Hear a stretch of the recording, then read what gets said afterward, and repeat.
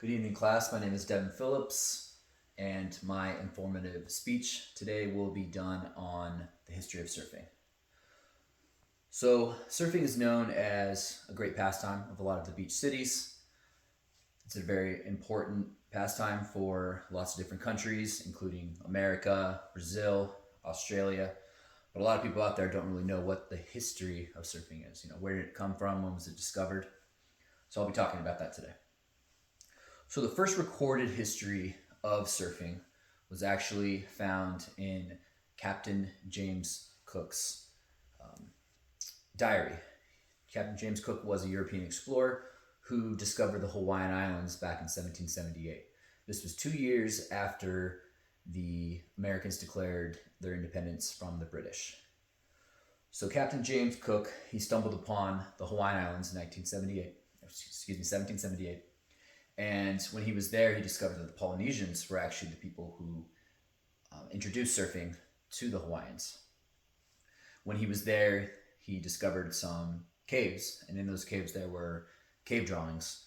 And these cave drawings showed actually people surfing on these boards out in the waves. He thought this was fascinating, and when he found out that these paintings had been there since the 1200s, he was blown away. So we actually don't really know when surfing was first invented. We just know that it was discovered a little over 200 years ago in 1778. That is referenced by a book called Surfing, A History of the Ancient Hawaiian Sport by Ben R. Finney and James D. Houston. So surfing being such a big part of the heritage of the Hawaiians, it was also a big part of their religion. And everyone in the Hawaiian culture had to participate. This included the women, the children, the kings, and the queens. But all of them being in different, nobility status, they all had their own little surf spots.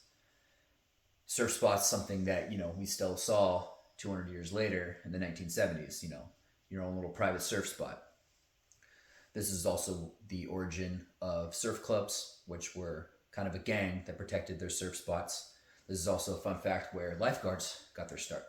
Lifeguards were part of the surf gang or surf club, and they protected their part of the beach. So, people who weren't locals weren't allowed. And they would also keep an eye on the surfers.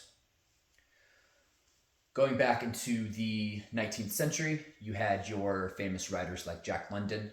You had Mark Twain, which a lot of people know is writing a lot of different, novels, coming of age novels, but they also wrote a lot of travel books. So writing about surfing in these travel books actually spread, the idea of surfing, the history of surfing, and pretty much just the knowledge that even existed to the masses. This just brought more and more popularity, more interest into the culture and the sport of surfing. In 1890 was the birth of probably the most well-known surfer of all time by the name of Duke Kanahanamuku.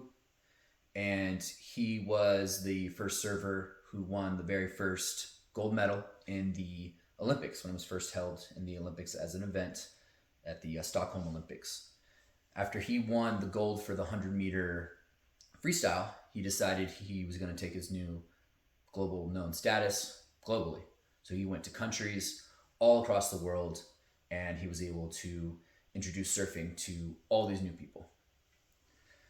Going forward to the Great Depression is when you started seeing these wooden boards get made into fiberglass, which was cheaper, easier to make, hence the Great Depression.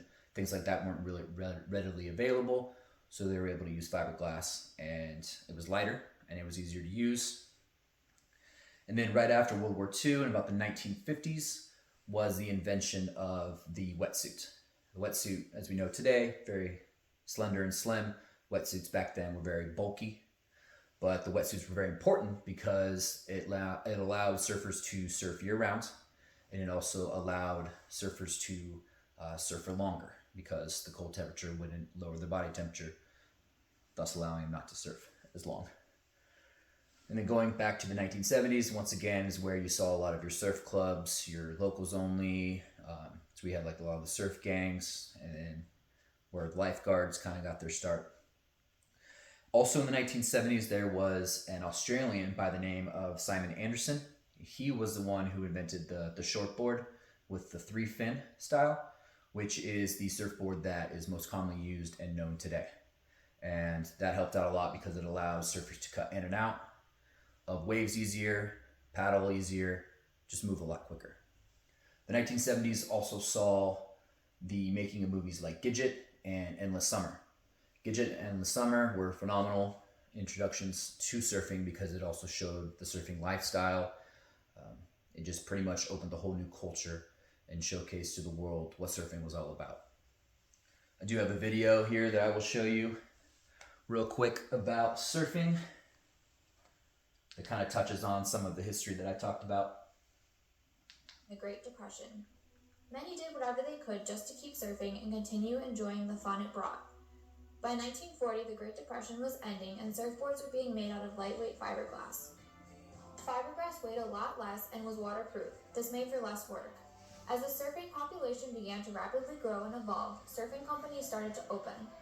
O'Neill Surf Company was opened in 1952 by Jack O'Neill. It started in a garage and was known for the first wetsuit.